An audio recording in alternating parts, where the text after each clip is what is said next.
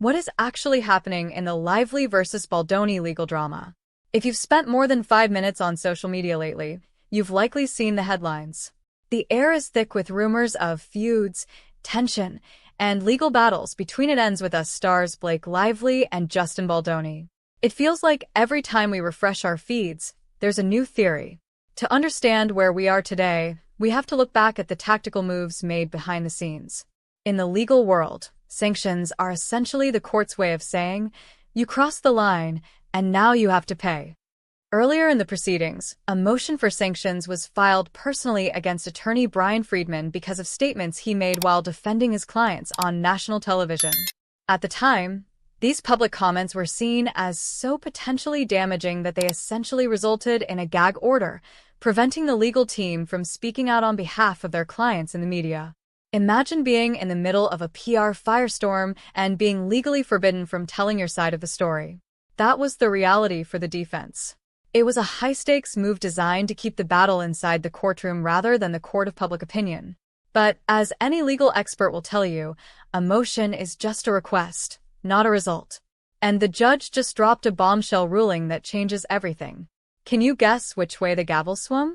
Legal documents can be hundreds of pages long, filled with heretofores and wherefores that would make anyone's head spin.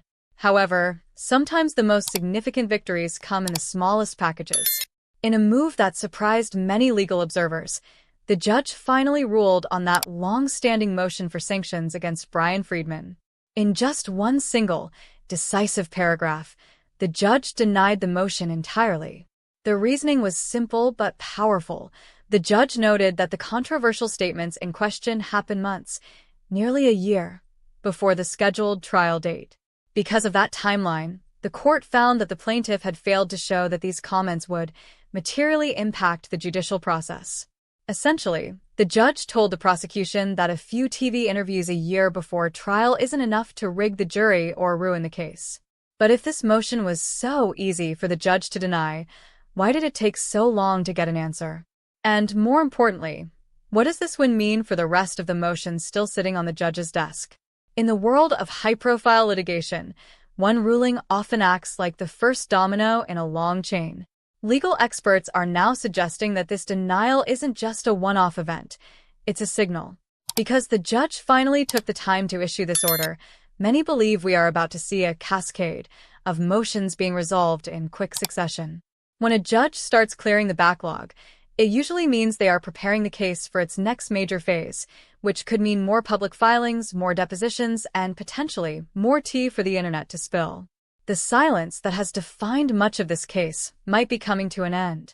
If the defense is no longer looking at the threat of personal sanctions for speaking out, the narrative could shift overnight.